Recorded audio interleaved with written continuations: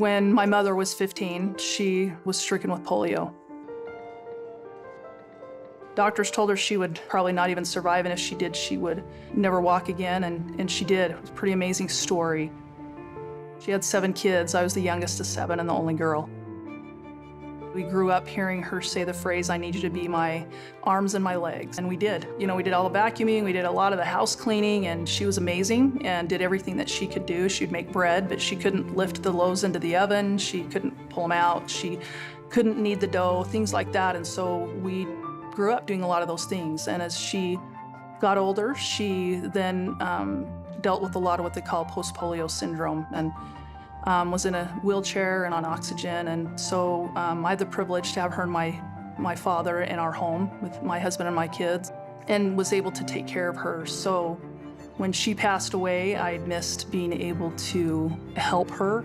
So as I started thinking about going back to school and what I wanted to do, it resonated with me to be a nurse.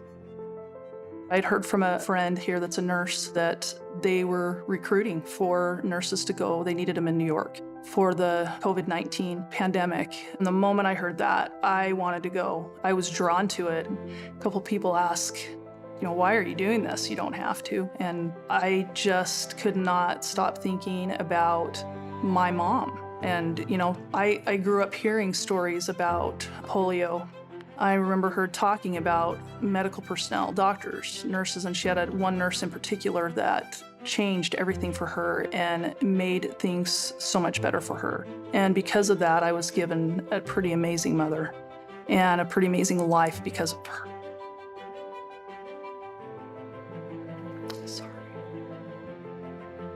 And I thought, how could I pass this up to possibly return this to someone else? And so I went to New York City, and it was crazy. It was hectic. It was difficult, but it was so rewarding to have an opportunity to serve, and in a situation that was affecting everyone that I knew, everyone in the world.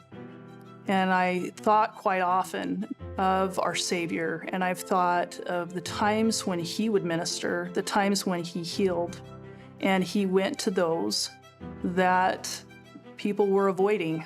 I felt that when I could view people the way that our Savior sees them, it helped me to better comfort, to better care, to better minister, to better serve them.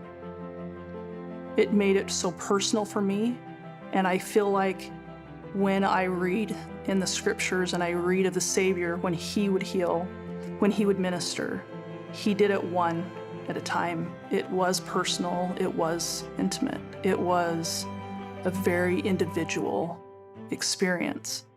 And I love that about what I do. I love that as a nurse, that I can have that opportunity over and over and over again. And that even though I have so many faults, but in those moments when I can change my perspective, that I can be more like him, that I can treat people the way that he would treat them. And it's changed my perspective, not only as a nurse, but it's changed perspective in my life to be able to try to do that. And I found that there's those perfect moments when I'm trying to be more like him and to use my hands and the way that he did.